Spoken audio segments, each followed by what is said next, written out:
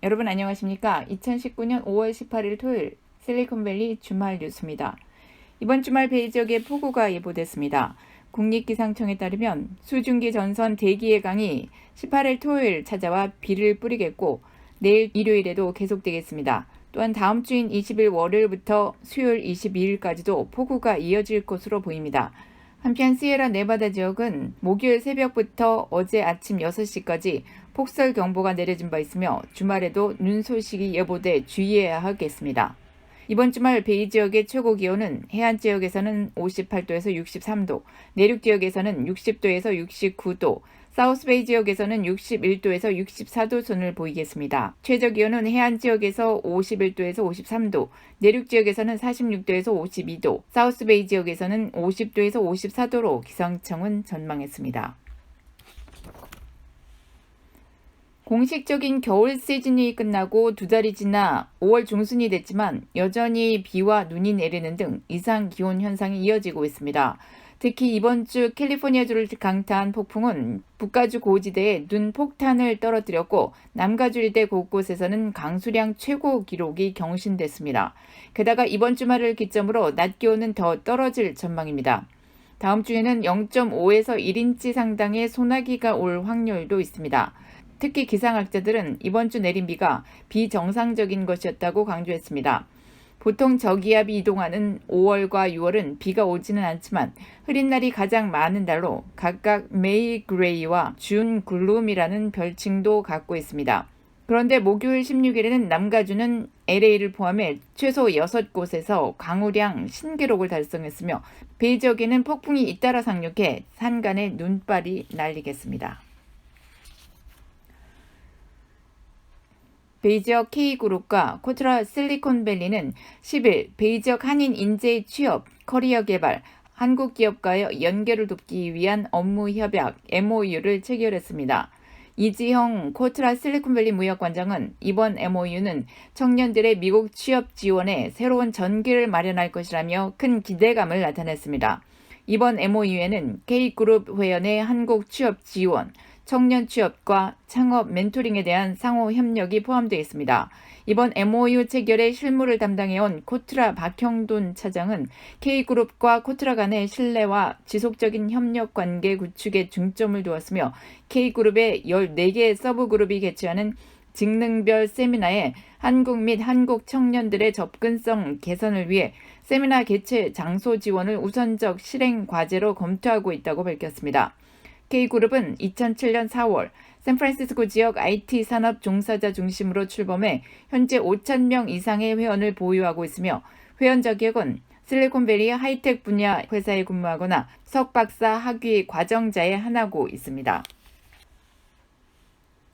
한 잔에 무려 75달러를 지불해야 마실 수 있는 커피가 남가주에 상륙했습니다. 로스팅 커피 전문점으로 유명한 남가주의 클래식 커피는 세계에서 가장 비싼 커피 엘리다 게이샤를 판매한다고 밝혔습니다. 엘리다 게이샤 생두는 지난해 8월 커피 경매 역사상 최고가를 기록한 값비싼 커피입니다.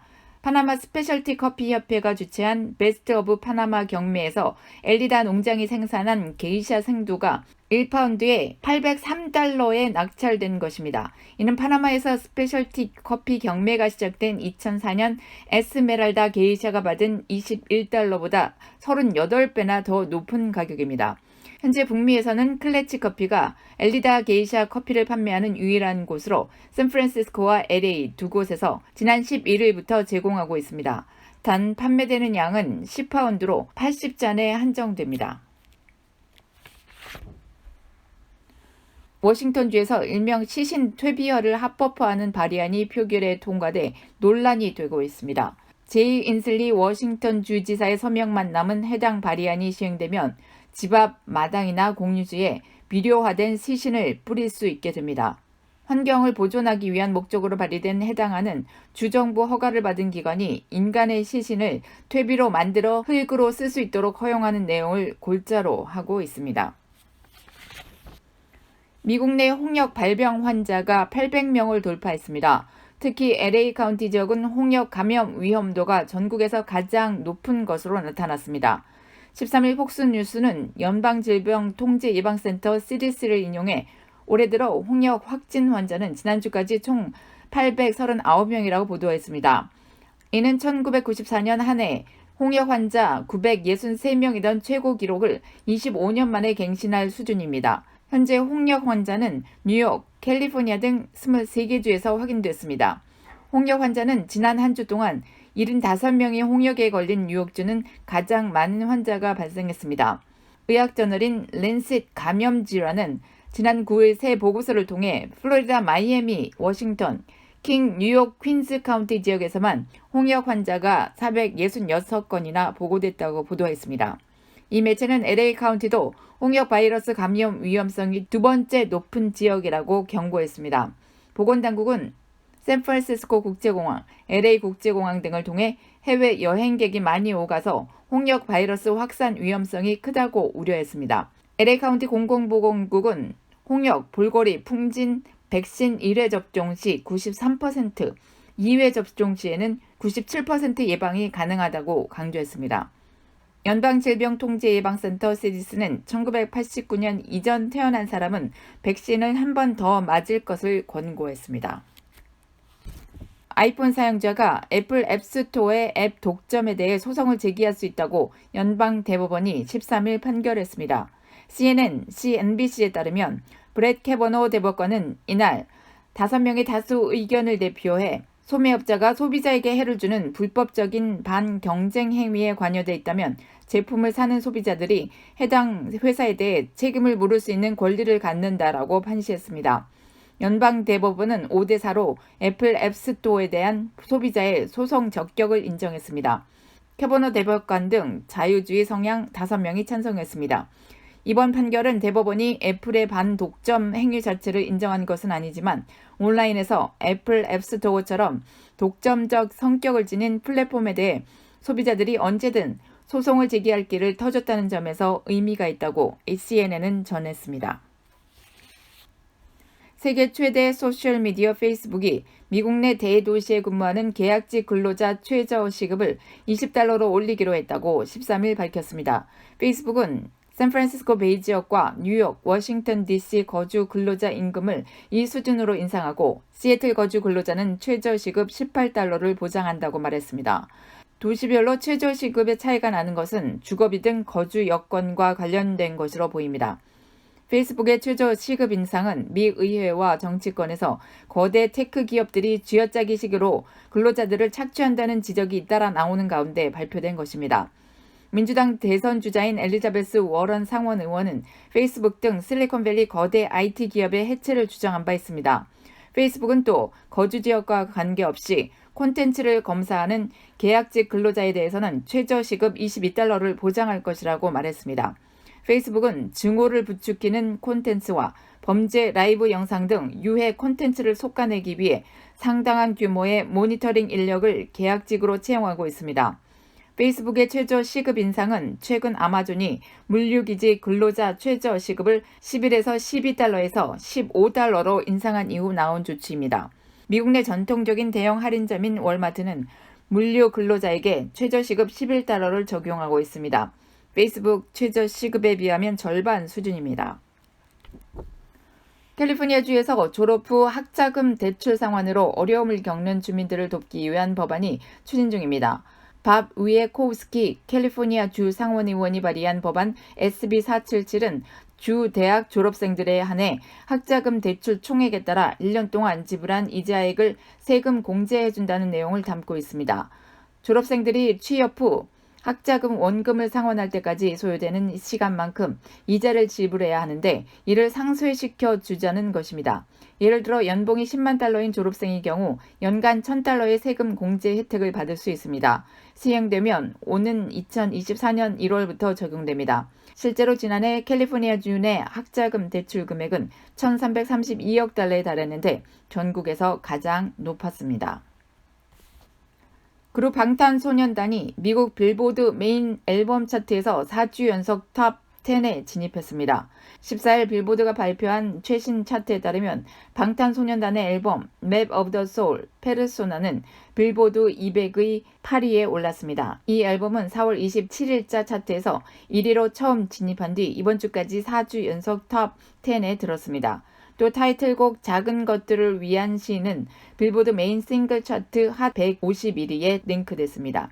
이로써 방탄소년단은 4주 연속 메인 앨범 차트와 싱글 차트에 동시 진입했습니다. 히트곡 캐세라세라로 유명한 할리우드 배우인 도리스 데이가 13일 향년 97세로 별세했습니다. 도리스 데이 동물재단은 이날 성명을 통해 데이가 캘리포니아에 있는 자택에서 숨을 거뒀다고 발표했습니다. 재단 측에 따르면 데이는 최근 심각한 폐렴을 앓았습니다. 재단은 데이가 폐렴에 걸리기 전까지 나이에 비해 매우 좋은 건강 상태를 유지했다고 전했습니다. 가수로 데뷔한 후 배우로 변신한 데이는 1950년에서 1960년대 큰 인기를 얻었습니다. 할리우드 역사상 최고의 여배우 중 한 명으로 평가되며 박스오피스의 연인으로 불리기도 합니다. 1956년 거장 알프레도 히치콕 감독의 나는 비밀을 알고 있다에서 캐세라세라로 더 유명한 Whatever Will Be Will Be를 불러 유명세를 탔습니다. CNN 엔터테인먼트는 20년간 40여 편의 영화에 출연한 데이는 같은 시기 활동한 오드리 헵번, 메릴린 먼로, 엘리자베스 테일러보다 영향력이 컸다고 전했습니다.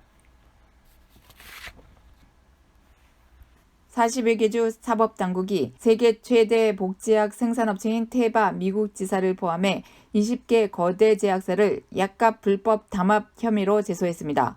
13일 시카고 트리뷴과 CNBC 등에 따르면 뉴욕, 일리노이주를 비롯한 미국 43개 주와 미국령 푸에르토리코 검찰총장은 지난 10일 코네티컷주 연방법원에 제출한 총 500페이지 분량의 소장에서 이들 20개 제약사가 테바의 주도로 담합을 벌여 지난 2013년 7월부터 2015년 1월 사이 총 86종의 복제약 가격을 2배, 3배, 심지어 최대 1000%까지 인상시켰다고 주장했습니다. 해당 약에는 스타틴, ACE 억제제, 베타 블로커, 항생제, 항우울제, 피임약, 비스테로이드성 소염 진통제 등이 포함됩니다. 테바 외에 산도스, 밀란, 화이자 등이 포함된 이들 제약사들은 아무 설명 없이 복제약 가격을 일제 인상해 소비자의 분노를 산 바 있습니다.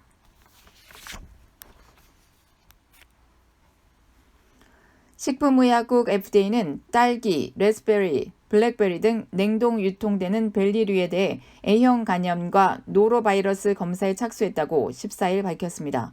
이번 조사는 미국 내에서 재배된 베리류는 물론 수입산까지 샘플 2,000여 개의 조사가 이루어집니다. FDA 측은 이번 조사는 1997년부터 2016년 사이 보고된 냉동베리 관련 질병 사례의 역학조사 차원에서 진행되는 것이라고 밝혔습니다. 전문가들은 A형 간염이나 노로바이러스 감염자가 재배하거나 오염된 물 또는 청결하지 못한 채집 도구 등을 사용할 경우 베리류 또한 오염될 수 있다고 경고했습니다. 이들 제품은 대부분 스무디 등으로 조리 과정 없이 소비돼 문제가 있을 경우 감염 위험도 높다는 지적입니다. 14일 오전 10시 30분 기준 가주 평균 레귤러 가스값은 갤런당 4.07달러로 전주 대비 3.2센트 하락했습니다. 샌프란시스코에서 평균 레귤러 가스값은 갤런당 4.18달러를 기록해 지난주보다 3.6센트 내렸으며 오클랜드는 4.117달러로 전주 대비 1.7센트 떨어졌습니다. 산호제는 4.115달러로 3.9센트, 세크라멘토는 4.03달러로 0.9센트 떨어져 베이 지역 대부분 도시들에서 가스값이 하락세를 보였습니다. 이 같은 추세에도 불구하고 계속되는 정류소 문제와 가솔린 재고량 감소로 가주 가스값이 다시 반등세를 보이는 등 가격 변동이 이어질 수 있다고 전미 자동차 클럽 AAA는 예측했습니다. 한편 전국적으로는 가솔린 수요와 공급량이 안정되면서 가스값이 꾸준히 감소 추세를 보이고 있는 것으로 나타났습니다. 몬산토의 대표적인 제초제인 라운드업을 30여 년간 사용하다가 암에 걸린 부부가 13일 20억 달러 배상금 지급을 판결받았습니다. 샌프란시스코 크로니클 보도에 따르면 알라메다 카운티 수페리어 법원 배심원단은 이날 30여 년간 몬산토사의 제초제인 라운드업을 사용하다가 암에 걸린 알바와 알베르타 필리오드에게 몬산토사가 각각 10억 달러 배상금을 지급할 것을 판결했습니다. 암으로 인한 고통과 경제적 손실 배상으로 5,500만 달러 추가 보상액도 판결됐습니다.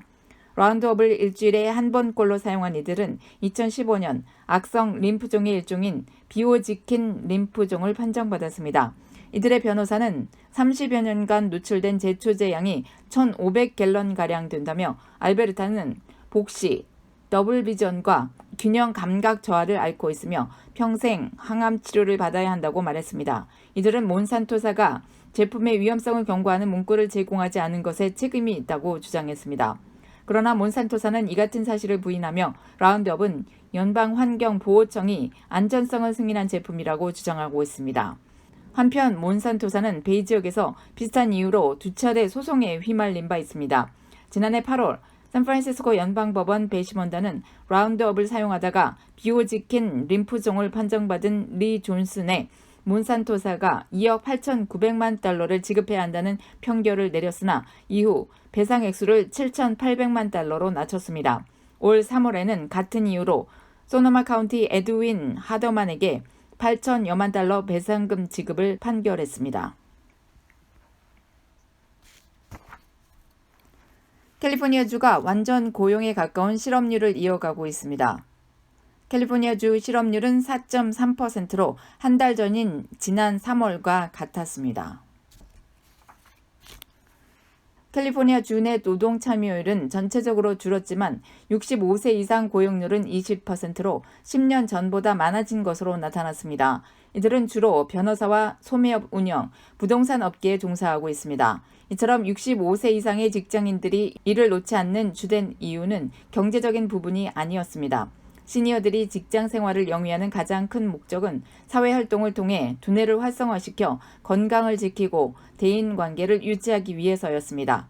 실제로 트랜스 아메리카가 발표한 은퇴에 관한 보고서에 따르면 1946년에서 1964년 사이에 태어난 베이비붐 세대의 69%가 65세 이후에도 계속 일을 할 계획이라고 답했습니다. 또한 부유한 지역에 거주하는 주민일수록 65세 이상의 직장인 비율이 더 높은 것으로 분석됐습니다.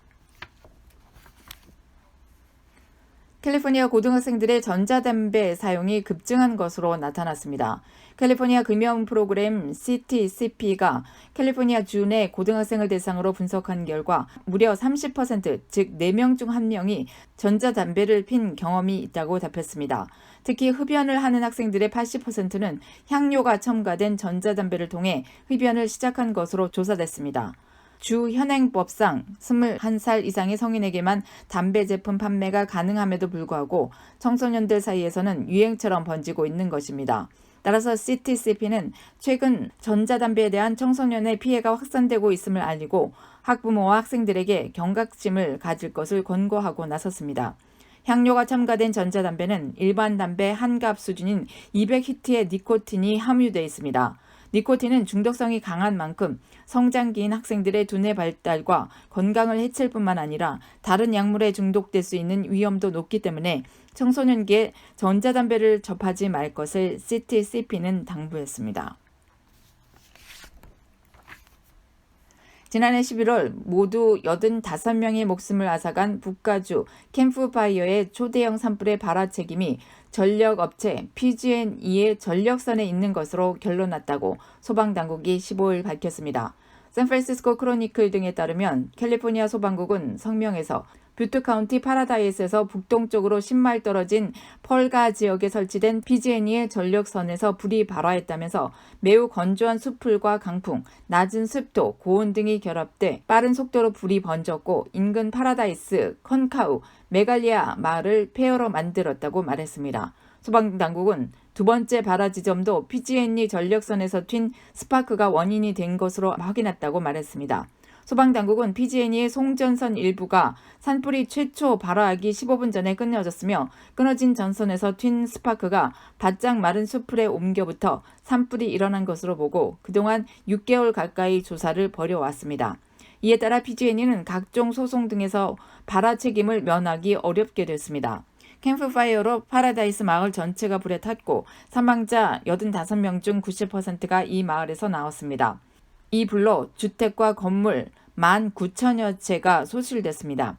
시에라 네바다 수풀이 우거진 치코에서 동쪽으로 25마일 떨어진 펄가 근처에서 시작된 캠프파이어는 은퇴자들의 조용한 산악 휴양지인 파라다이스를 집어삼켰고 대응 늦은 비상경보 시스템 등으로 엄청난 손실을 초래했습니다. 15만 3천 에이커가 전소됐고 피해액은 160억 달러가 넘어 가주 사상 최악의 산불로 기록됐습니다.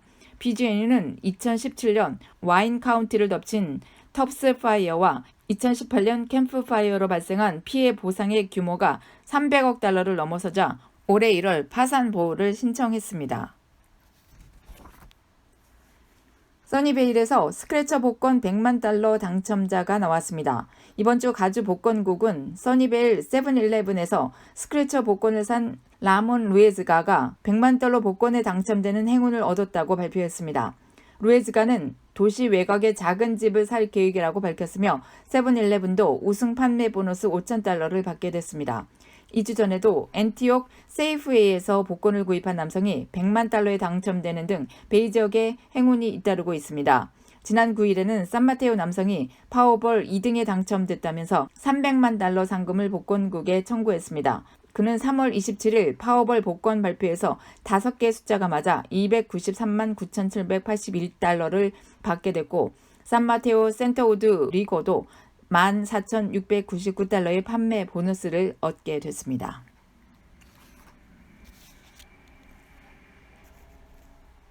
뉴욕주 의회가 보행자 문자 메시지 사용 금지를 추진합니다. 존 리오 주 상원의원과 펠릭스 오티스 주 하원의원은 각각 상하원에 이와 같은 내용의 법안을 발의했습니다. 법안은 보행 중 문자 메시지를 주고받을 경우 처음 적발 시 25에서 50달러의 벌금 티켓을 받으며 18개월 이내에 재차 적발되면 최고 250달러의 벌금을 내도록 하고 있습니다. 세계 최대 전자상거래 업체인 아마존이 영국의 온라인 음식 배달 업체인 딜리버로에 대규모 투자를 진행하기로 했습니다.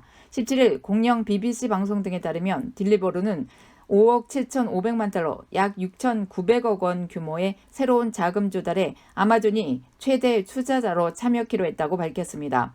아마존이 정확히 얼마를 투자할지는 공개하지 않았습니다. 이에 따라 지난 2013년 설립 이후 딜리버로가 마련한 투자 금액은 모두 15억 달러, 약 1조 8천억 원으로 늘어나게 됐습니다. 딜리버로는 이번에 조달하는 자금을 글로벌 확장, 서비스 개선, 배달 전문 식당 사업 육성 등에 투자할 계획이라고 설명했습니다. BBC는 아마존의 이번 투자는 딜리버로가 우버의 음식 배달 플랫폼인 우버 이츠와 경쟁하는 데 도움을 줄 것으로 전망했습니다. 아마존은 당초 딜리버로를 아예 인수하려는 시도를 했으나 투자로 방향을 바꾼 것으로 전해졌습니다. 우버 역시 이전에 딜리버로 인수를 검토했던 것으로 알려졌습니다. 로이터 통신 등에 따르면 딜리버로는 현재 영국과 프랑스, 독일, 홍콩, 싱가포르, 쿠웨이트를 포함한 전 세계 14개국에서 8만 개 식당과 연계해 소비자들에게 배달 서비스를 제공하고 있습니다. 6만여 명의 배달원과 계약을 맺고 배달 건당 수수료를 지급하고 있습니다. 딜리버로의 외출은 지난 2017년 기준 2억 7,700만 파운드, 약 4,200억 원에 달했지만 글로벌 확장에 따른 투자 등으로 1억 8,500만 파운드, 약 2,800억 원의 손실을 기록했습니다. 최대 오프라인 유통업체 월마트가 아마존에 이어 하루 배송, 원데이 쇼핑 서비스를 출시하면서 유통업계의 배송 경쟁이 가열화되고 있습니다. 월마트가 14일부터 피닉스와 라스베가스 지역에서 주문 후 하루, 즉 24시간 내 무료로 배송해주는 서비스를 시행한다고 블룸버그 통신이 보도했습니다. 하루 배송 서비스는 세탁세제, 장난감, 전자기기 등 가장 많이 팔리는 22만 개 상품을 대상으로 제공되며 신선 상품과 냉동 상품은 해당하지 않습니다. 해당 서비스는 35달러 이상 구매한 고객을 상대로 제공됩니다. 월마트는 며칠 내로 사우스캐롤라이나주에도 서비스를 실시할 계획이며 올해 말까지 전체 인구의 75%가 하루 배송 서비스를 이용할 수 있도록 하는 것을 목표로 하고 있다고 밝혔습니다. 월마트의 이런 행보는 라이벌인 아마존의 쇼핑 시장의 주도권을 빼앗기지 않기 위한 노력의 일환으로 풀이됩니다. 앞서 지난달 25일 아마존은 프라임 회원을 상대로 하루 안에 물건을 배송해주는 서비스를 출시할 예정이라며 이를 위해 올해 2분기에만 8억 달러를 투자할 계획이라고 밝혔습니다. 아마존의 하루 배송은 연간 $119의 연회비를 내는 프라임 회원만 최소 구매액 조건 없이 이용할 수 있습니다. 월마트 하루 배송 서비스는 $35 이상 구매 조건이 있는 대신 별도의 회비 없이도 이용할 수 있습니다.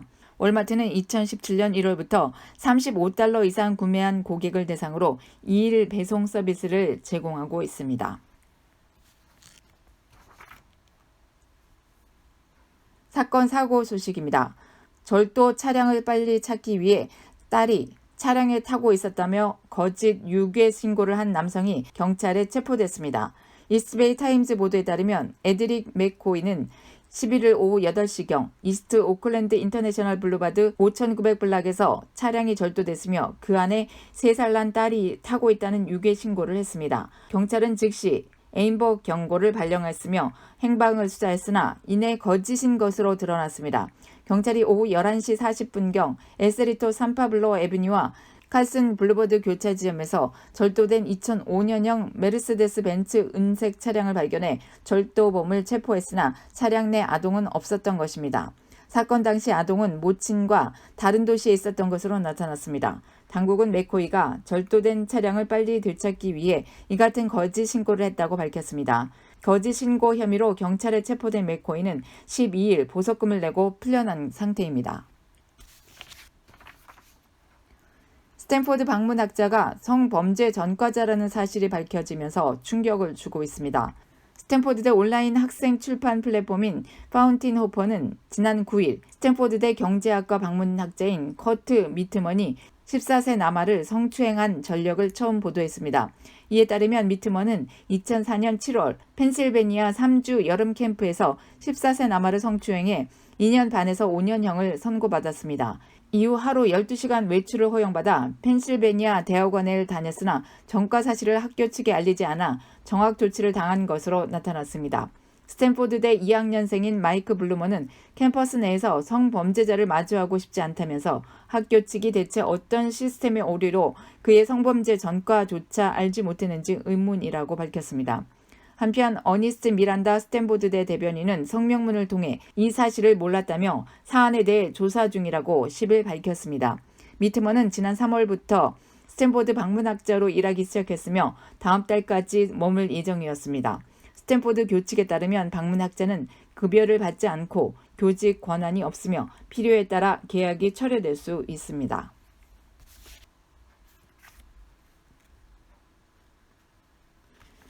뉴욕으로 마리화나를 대량 유통하려던 LA 한인 남성 2명이 지난 8일 플러싱에서 체포됐습니다. 지난 10일 퀸즈 검찰 발표에 따르면 이 한인들은 김모 씨와 최모 씨로 알려졌습니다.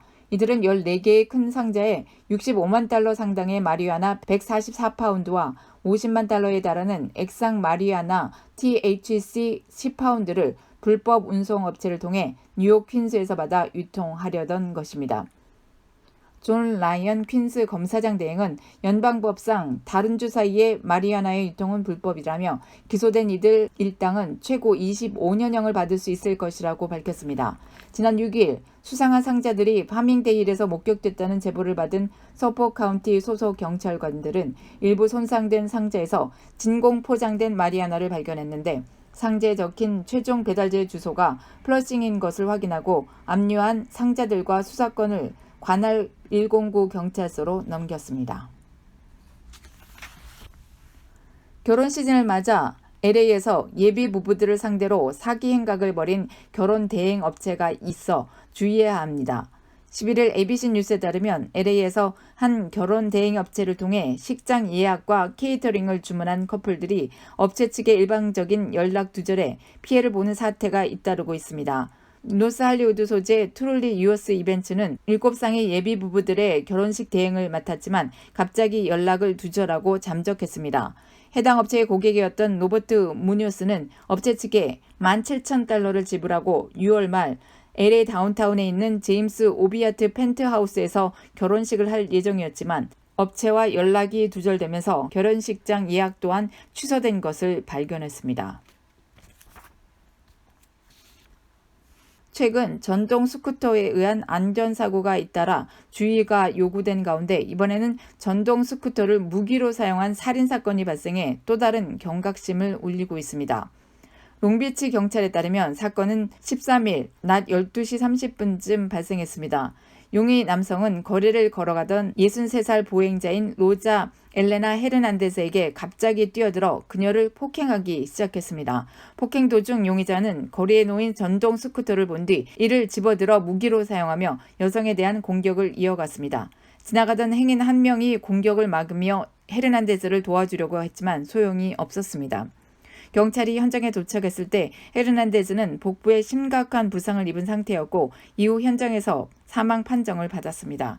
용의자는 범행 직후 도주했다가 오후 5시쯤 체포돼 $200만 보석금이 책정된 채 구치소에 수감됐습니다. 경찰은 용의자와 피해자가 일면식이 없었다면서 범행 동기 등에 대해 조사를 벌이고 있다고 전했습니다. 알래스카주에서 관광용 수상 비행기 2대가 충돌해 최소 4명이 목숨을 잃었습니다. AP, 로이터 통신 등은 13일 오후 1시쯤 알래스카주 남동부 도시인 캐치칸에서 약 40에서 48km 떨어진 해상에서 각각 11명과 5명이 탑승한 두 비행기가 충돌한 뒤 바다로 추락했다고 해안경비대와 연방항공청 FAA를 인용해 보도했습니다. 이 사고로 최소 4명이 숨지고 2명이 실종된 것으로 확인됐습니다. AFP 통신과 USA 투데이 등 일부 언론은 5명이 숨지고 1명이 실종됐다고 전했습니다. 병원 치료를 받고 있는 부상자 1명은 생명에는 지장이 없는 상태인 것으로 알려졌습니다. 사고 비행기에 탄 승객들은 모두 유람선의 관광객이었습니다. 이들은 유람선에서 내려 선택 관광 프로그램인 항공 관광을 이용했다가 사고를 당한 것으로 파악됐습니다. 우버 기사가 버클리에서 탑승객 여성 2명을 성추행하고 납치를 시도해 9일 경찰에 체포됐습니다. 버클리 경찰국에 따르면 2일 오전 5시 30분쯤 게브리엘 아베베 아마레는 버클리에서 탑승한 여성의 핸드폰 사용과 하차를 막으며 자신의 집으로 데리고 가겠다고 협박한 것으로 드러났습니다. 피해 여성은 차량 밖으로 몸을 던져 탈출했으며 인근 쉐브론 주유소에서 도움을 요청한 것으로 나타났습니다. 아마레는 같은 날 아침 또 다른 10대 여성을 픽업한 뒤 허벅지를 만지고 차문을 잠그고 하차를 막는 등 비슷한 범죄를 저질렀습니다. 피해 여성이 창문을 깨부수겠다고 위협하자 하차시킨 것으로 드러났습니다. 아마레는 첫 번째 피해 여성에 대해서는 범죄 사실을 인정했으나 두 번째 여성에 대해서는 혐의를 부인하고 있습니다. 그는 현재 강간을 의도한 납치 혐의 2건으로 구치소에 수감 중입니다. 오하이오주에 사는 11세 소녀가 성폭행을 당해 임신했지만 새로 시행되는 낙태 금지법에 따르게 되면 수술을 받을 수 없어 논란이 되고 있다고 CBS 뉴스가 14일 보도했습니다.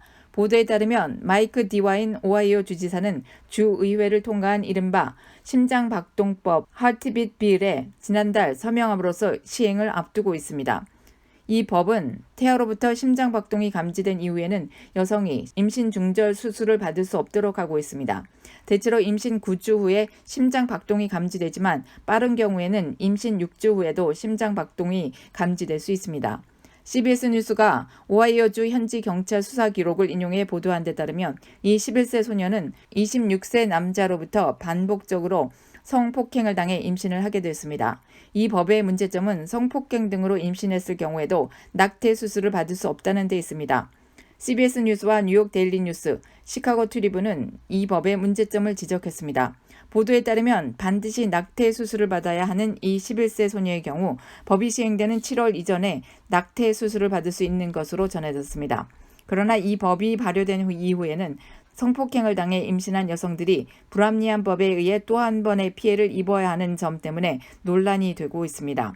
데이브 요스트 오하이오주 검찰총장은 성폭행에 따른 임신을 예외로 인정하지 않는 낙태 금지법의 문제점에 대한 CBS 뉴스의 지적에 대해 때로는 법의 진화는 과감한 조치를 필요로 한다며 새 법을 옹호했습니다.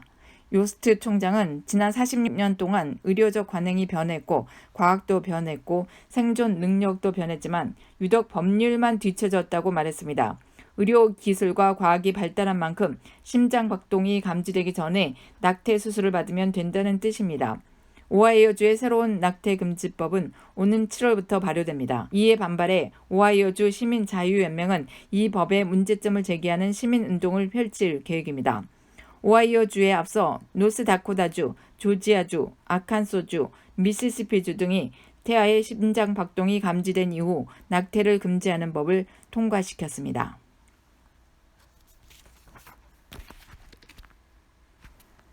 4세 남아가 오클랜드 치과에서 치료받다가 숨졌습니다. 샌프란시스코 크로니클의 16일 보도에 따르면 덩 리가 지난 4월 25일 오클랜드 유스풀 투스 치과에서 치료받다가 사망했습니다. 덩 리는 마취약 2알을 복용했으며 치료 중 숨이 멈춘 것으로 나타났습니다. 사촌인 릴리안 리는 그의 입과 코에서 피가 나와 온 가족이 두려움에 떨었다며 덩 리가 호흡기에 문제가 있었으며 산소가 몸 전체에 퍼지지 못해 간 기능 이상을 일으킨 것 같다고 밝혔습니다. 덩 리는 오클랜드 아동병원에 이송됐으나 같은 날 밤 숨졌습니다. 가주치과위원회는 현재 해당 치과가 진료법을 위반했는지 여부를 조사 중입니다. 치과 측은 아무런 코멘트를 하지 않고 있습니다. 덩 리의 가족은 베트남 출신으로 2017년 3월 이민 왔으며 다음 달 베트남을 방문할 예정이었습니다. 오클랜드 유스풀 투스 치과에는 현재 치과의사 2명이 있으며 1명은 구강 진정치료 자격증을 보유하고 있다고 가주치과의원회는 밝혔습니다. UC 버클리 학생이 2차례 성폭행 혐의로 기소됐습니다. 당국은 2017년 11월과 올해 3월 남학생 사교 클럽 프레터니티에서 강간 3회 등 6건으로 용의자인 핀 울프를 지난 14일 체포했다고 밝혔습니다. 법원 서류에 따르면 2017년 당시 피해자는 울프에게 수차례 신체적 구타가 동반된 성폭행을 당한 것으로 드러났습니다. 또 올해 3월에도 한 여성은 강제로 키스하려는 울프에게서 도망치려다 얼굴과 갈비뼈를 가격당하는 피해를 입었습니다. 지난 16일 기소된 울프에게는 7만 5천 달러의 보석금이 책정됐습니다. 19세 임산부를 살해하고 뱃속에서 9개월 된 태아를 꺼낸 엽기적인 살인 사건을 저지른 모녀가 체포됐습니다. 시카고 검찰 당국은 16일 임산부인 말렌 오초아 로페스를 유인한 후 살해한 혐의로 클레르스 피게로아와 그의 딸 데지레 등을 체포해 1급 살해 혐의로 기소했습니다. 이날 폭스 뉴스에 따르면 이들은 아기를 갖고 싶다는 이유로 이 같은 끔찍한 범행을 저질렀습니다. 피해자 가족들에 따르면 오초아는 지난달 23일 새로 태어날 아기를 위한 용품을 주겠다는 제의를 받고 집을 나섰다가 실종됐습니다. 나이가 어리고 직업도 없는 데다가 3살짜리 아들을 키우고 있던 오초아는 출산을 앞두고 도움을 요청하는 글을 소셜미디어에 올렸습니다. 수사 결과 피게로아가 아기 용품을 주겠다며 오초아를 집으로 불러들인 것으로 나타났습니다. 피게로아 모녀는 찾아온 오초아를 목졸라 살해하고 배를 갈라 9개월 된 태아를 꺼냈습니다. 그들은 곧 911에 버젓이 전화를 걸어 아기가 숨을 안 쉰다며 구조를 요청했습니다. 딸은 자신의 아기인 것처럼 행동했습니다. 태아는 병원으로 옮겨졌으나 소생 가능성은 거의 없는 것으로 전해졌습니다. 구급대원은 이송할 당시 아기는 이미 호흡도 없고 시퍼렇게 질려 있었다고 폭스뉴스에 말했습니다. 모녀의 엽기적 행각은 여기서 그치지 않았습니다. 이들은 병원에 있는 아기 입원비 지원을 요청하는 글을 모금 전문 사이트인 고펀드미에 올리기도 했습니다. 로페즈의 실종 사건을 수사하는 경찰은 실종 2주가 될 때까지 로페즈와 피게로아를 연결짓지 못했습니다. 그러다가 지난 7일 로페즈가 페이스북으로 피게로아와 대화를 나눴다는 사실을 알고 지난주 피게로아의 집을 방문했습니다. 딸은 경찰에게 자신의 엄마가 다리를 다쳐서 병원에 있으며 아이를 낳은 지 얼마 되지 않았다고 주장했습니다. 이를 수상하게 여긴 경찰은 지난 15일 수색영장을 발부받아 피게로아의 집을 뒤진 끝에 집 뒷마당에 있는 쓰레기통에서 로페즈의 시신을 발견했습니다. 로페즈는 목이 졸려 숨져 있었으며 아기는 강제로 꺼내간 상태였습니다. 딸은 경찰에게 엄마가 지난해 장성한 아들을 잃은 후 아기를 또 키우고 싶어 했다고 진술했습니다. 경찰은 살해에 직접 가담은 안 했으나 범행을 방조한 엄마의 애인인 피오르트 보바크를 범죄 은닉 혐의로 함께 구속했습니다. 뉴햄프셔주에 있는 한 학교 식당 직원이 학생에게 무료로 점심을 줬다는 이유로 해고돼 논란이 일고 있습니다. 16일 AP통신 등에 따르면 뉴햄프셔주 카나안에 있는 메스코마 밸리 리저널 고등학교에 음식을 공급하는 업체의 직원인 보니 킴벌은 지난 3월 말 해고됐습니다. 킴벌이 해고되기 전날 한 학생은 킴벌에게 돈이 없다며 계좌를 보여줬습니다. 킴벌은 엄마에게 돈이 필요하다고 해라 라고 말한 뒤 무료로 점심을 제공했습니다. 점심값은 $8였다고 워싱턴 포스트는 전했습니다. 킴벌은 당시 식당 매니저가 학생 접시에 놓인 게 무엇이냐고 물었고 이튿날 자신은 해고됐다고 주장했습니다. 킴벌은 이곳은 내가 5년 동안 일한 곳이며 학교에 있는 학생들은 또 다른 내 가족이라고 지역 뉴스에 말했습니다. 킴벌의 갑작스러운 해고 소식이 전해지자 해당 업체에 대한 거센 비판이 일었습니다. 킴벌의 동료 2명이 업체의 결정에 저항하는 취지에서 그만뒀으며 학교 학부모들은 그를 재고용하라고 촉구했습니다. 비판 여론에도 메스코마 지역 교육위원회는 해당 업체와의 계약을 1년 연장하기로 투표를 통해 결정했습니다. 메스코마 교육부는 학생이 점심값을 지불할 충분한 경제적 여유가 있는지 없는지를 떠나서 모든 학생에게 건강한 영양분이 풍부한 음식을 공급하는 게 교육부의 정책이라고 강조했습니다. 과거 오하이오 주립대에서 운동부 주치의가 수십 년간 남자 선수 170여 명을 성추행한 것으로 드러났다고 뉴욕타임스가 17일 보도했습니다. 뉴욕타임스는 오하이오 주립대가 법률회사 퍼킨스 코이에 의뢰해 1년여간 500여 명을 조사한 보고서를 인용해 이 대학 수영, 레슬링, 체조, 라크로스팀 주치의로 1979년부터 1999년까지 재직한 리처드 스트라우스 박사가 치료 과정에서 남자 선수 177명을 성추행한 것으로 밝혀졌다고 전했습니다. 스트라우스는 2005년 스스로 목숨을 끊었습니다. 그러나 그의 성추행 의혹과 관련해 여러 건의 소송이 제기돼 있습니다. 오하이오 주립대는 마이클 드레이크 총장 명의 성명에서 조사 결과는 충격적이다. 대학을 대표해 스트라우스의 잘못된 행위로 인해 고통받은 모든 이들에게 사죄한다. 당시에 이를 막지 못하고 철저히 조사하지 못한 것은 변명의 의지가 없다라고 말했습니다. 조사 결과 스트라우스 박사는 목이 아파 찾아온 한 학생의 생식기를 만졌으며 다른 남학생의 신체를 접촉하다 화가 난 학생과 몸싸움을 벌이기도 한 것으로 드러났습니다. 이 대학 레슬링 선수였던 닉 너턴은 스트라우스 교수에게서 20차례 진단을 받는 동안 19차례에 걸쳐 성추행을 당했다고 주장했습니다. 스트라우스는 사망 이후에도 종신 명예교수직을 유지해왔으나 이번 조사 보고서에 따라 직위, 박탈 등 적절한 조처를 취할 것이라고 학교 측은 말했습니다. 이번 사건은 미국 대학 스포츠계를 충격에 휩싸이게 한 미시간 주립대 및 올림픽 체조 대표팀 주치의 레리 나사르 사건을 연상시킵니다. 나사르는 수십 년간 수백 명의 체조 선수들을 성폭행, 성추행한 혐의로 기소돼 징역 125년에서 175년을 선고받았습니다. 한밤중에 자신의 방으로 들어온 어머니를 도둑으로 오인하고 야구 방망이를 휘둘러 숨지게 한 대학생이 2급 살인 혐의로 기소됐습니다. AP통신 등에 따르면 위스콘신대 3학년생인 토머스 서머윌은 지난 3월 24일 봄방학을 맞아 시카고 교외 도시 캠튼 힐스에 집을 찾았다가 비극적 사고를 냈습니다. 어머니 메리는 가족들에 의해 곧 병원으로 옮겨졌으나 회생하지 못했습니다. 현지 검찰은 지난 13일 서머윌을 2건의 2급 살인 혐의로 기소했습니다. 2급 살인 혐의는 사전 계획되지는 않았으나 고의로 피해자를 살해한 경우 적용됩니다. 이민 관련 소식입니다. 트럼프 행정부가 최종 추방령을 받은 100만 명 가운데 수천 가구의 이민 가족들을 체포해 추방시키는 대규모 추방 계획을 세워놓고 있는 것으로 밝혀졌습니다. 이에 반대했다가 키르티엔 닐슨 전 국토안보부 장관이 경질됐고 론 비티엘로 아이스 국장 지명자는 지명을 철회당한 것으로 드러났습니다. 이민 업무를 주관하는 국토안보부에서 장관부터 이민 단속국장 지명자까지 갈아친 피바람이 분 이유가 드러나 이민사회를 또 한 번 긴장시키고 있습니다.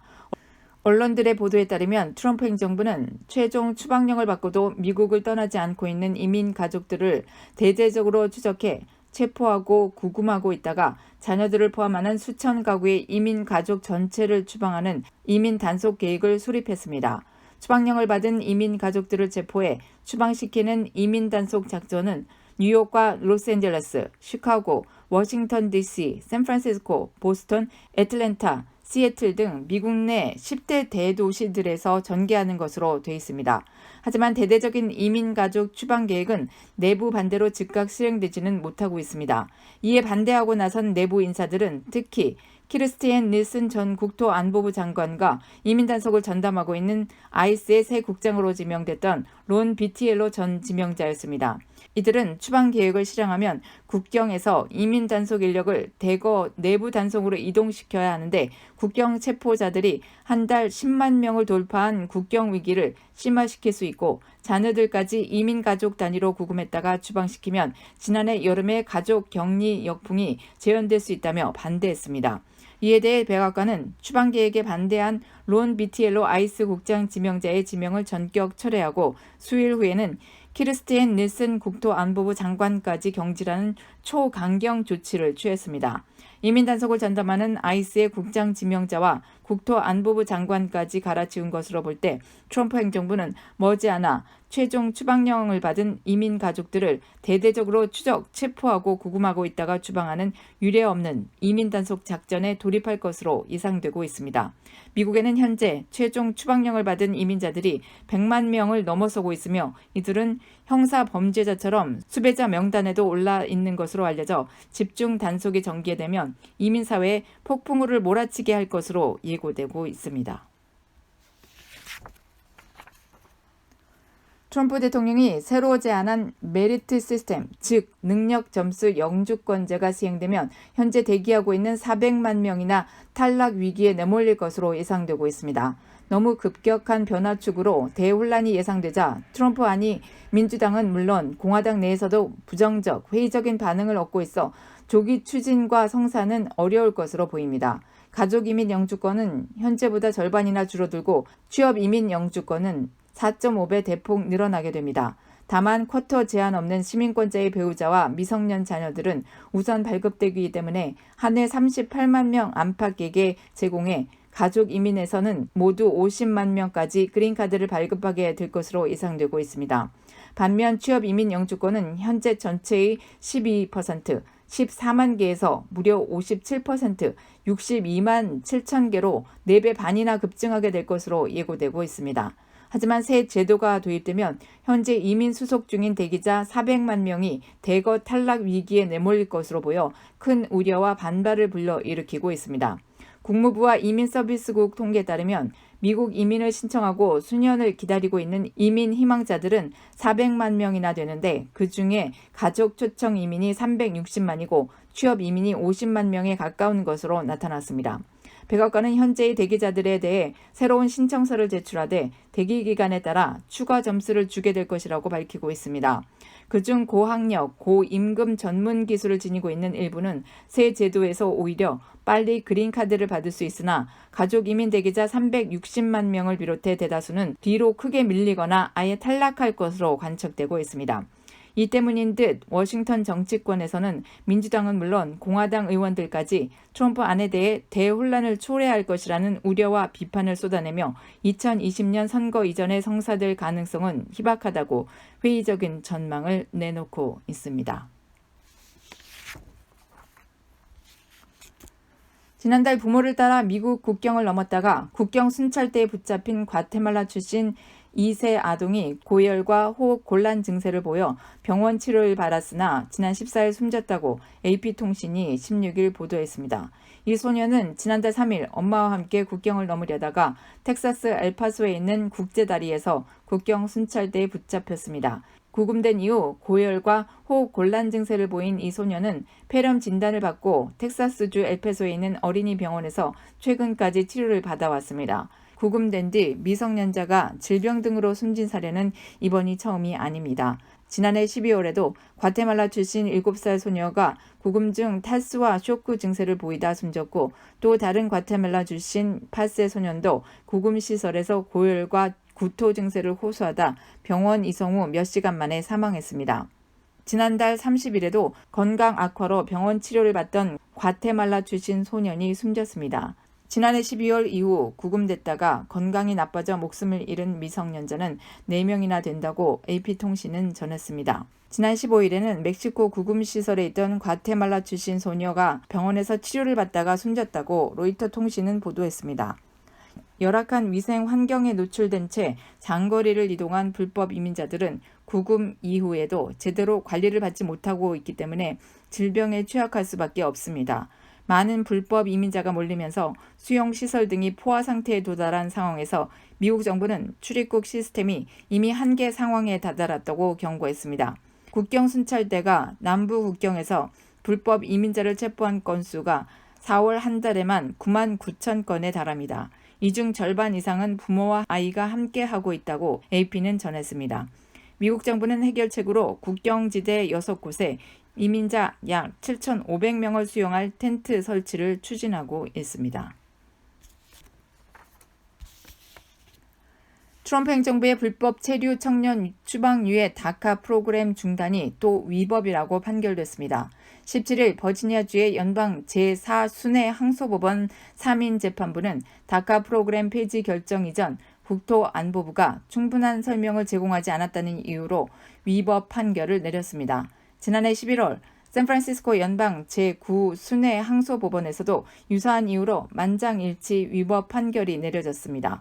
당시 재판부는 트럼프 대통령의 인종차별적 발언 등을 증거로 들며 다카 폐지 결정이 편견을 가지고 변덕스럽게 내려졌다고 평가했습니다.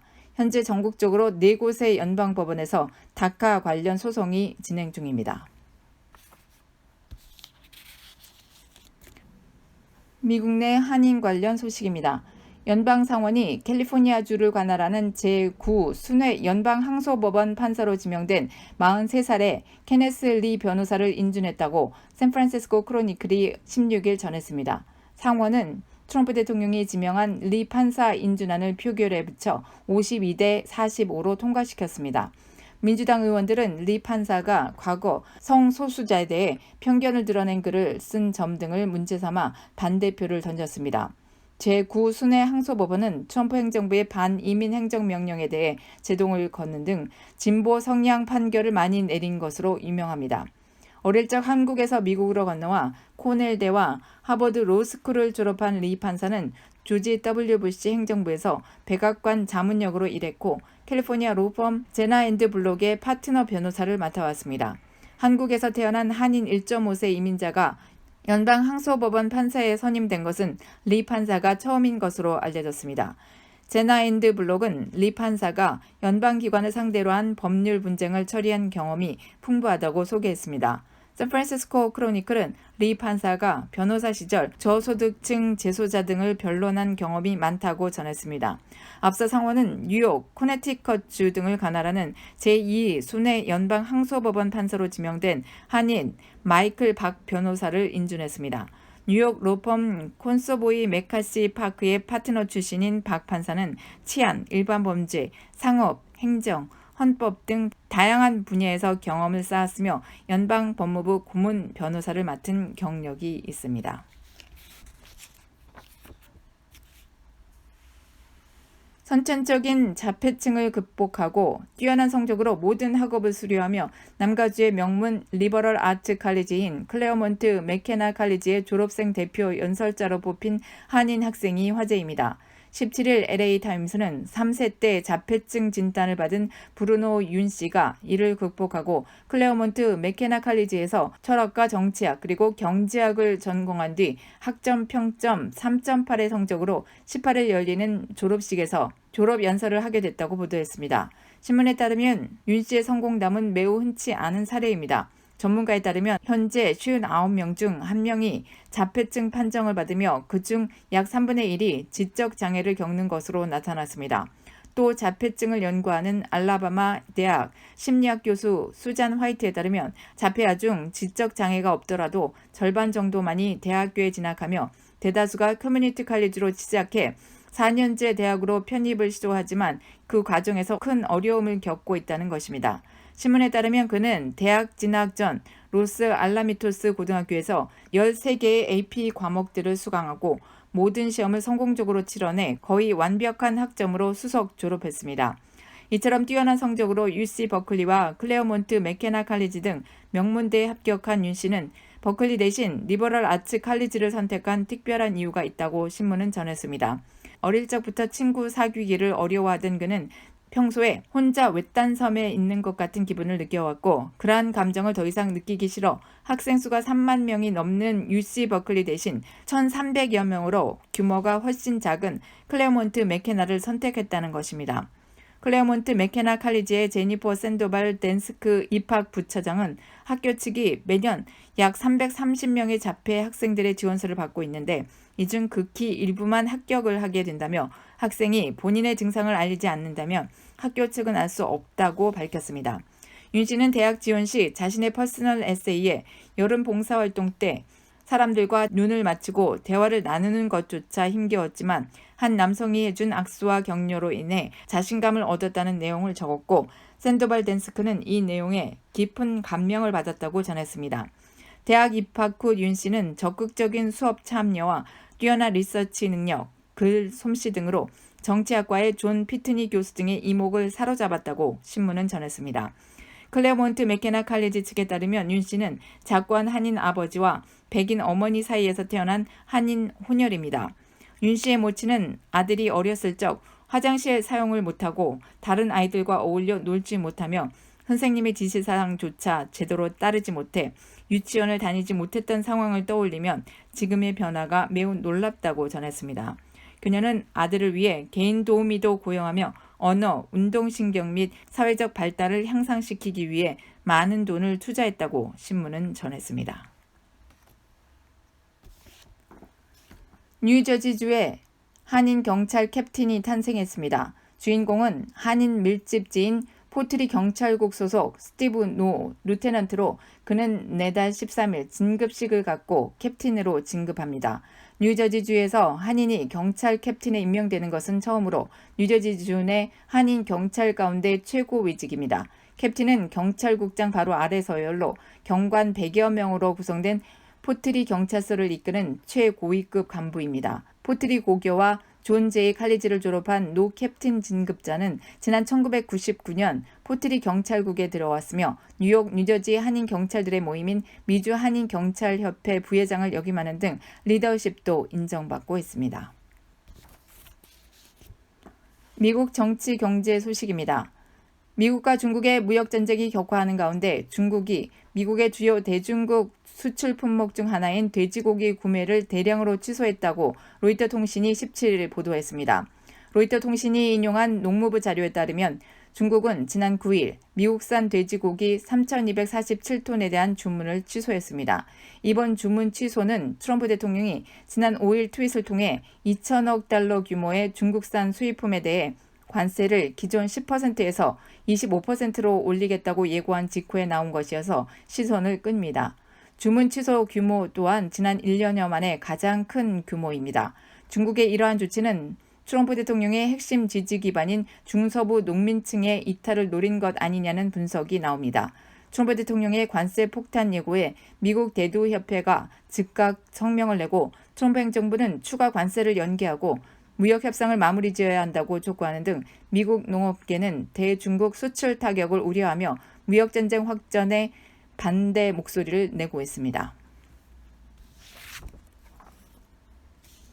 트럼프 행정부가 캐나다와 멕시코산 철광과 알루미늄에 부과한 고율 관세를 철폐하기로 했습니다.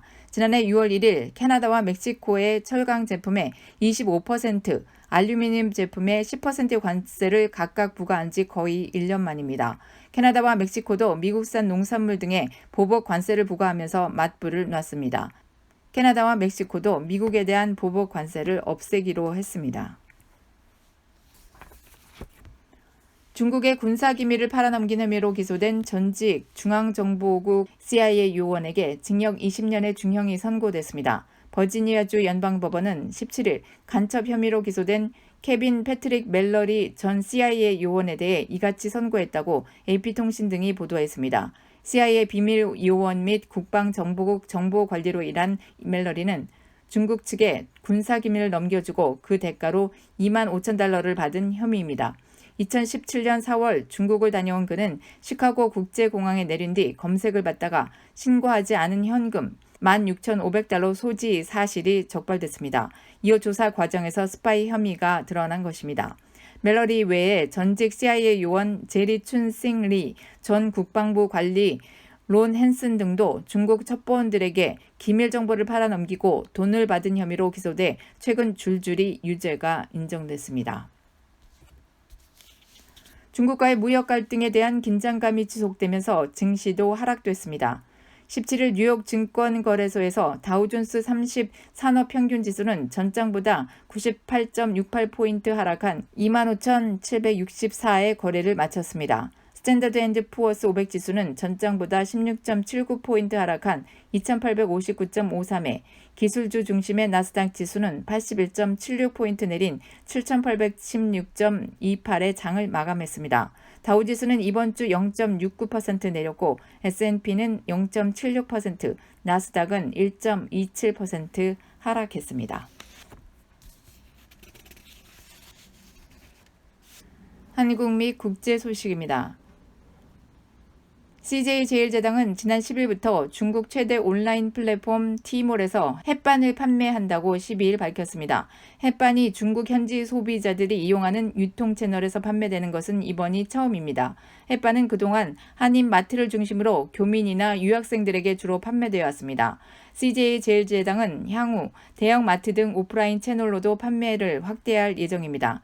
또 제품 포트폴리오 확대와 함께 현지 전용 생산기지 구축을 통해 3년 내 매출 1,000억 원을 달성한다는 목표를 세웠습니다. 이를 위해 지난 10일부터 사흘간 상하이에 햇반을 직접 경험해 볼 수 있는 홍보관을 운영하며 현지 소비자들을 끌어모았습니다. CJ제일제당이 중국 시장 공략에 공을 들이고 있는 건 현지 즉석밥 시장의 높은 성장 가능성 때문입니다.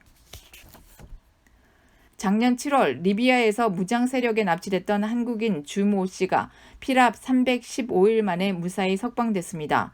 정의용 청와대 국가안보실장은 17일 브리핑에서 작년 7월 6일 리비아 남서부 자발 하사우나 소재 수로 관리회사인 ANC사 캠프에서 무장괴한 10여 명에게 납치된 한국 국민 주 씨가 피랍 315일 만에 무사히 석방됐다고 밝혔습니다.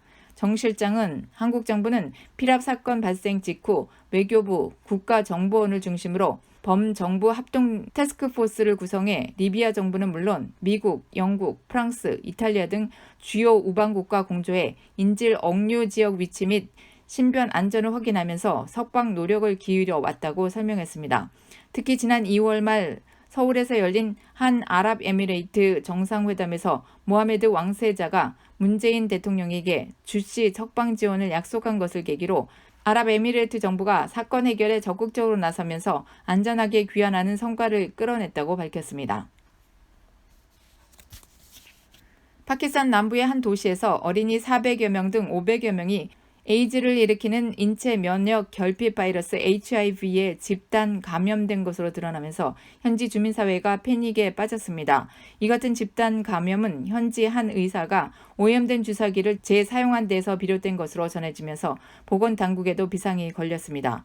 17일 AP통신, 가디언 등에 따르면 파키스탄 남부 신드주의 에이즈 관리팀이 최근 라크라나시 주민 13,800명을 대상으로 HIV 감염 여부를 조사한 결과 어린이 410명과 성인 100명이 HIV 양성 반응을 보였습니다. 신두주 당국은 이달 초 환자에게 HIV를 감염시킨 혐의로 현지 의사인 무자파르 간가노를 체포해 관련 사건을 조사하는 과정에서 이런 결과를 얻었습니다. 간가로는 소독하지 않은 주사기를 계속 사용하며 환자를 치료한 것으로 전해졌습니다.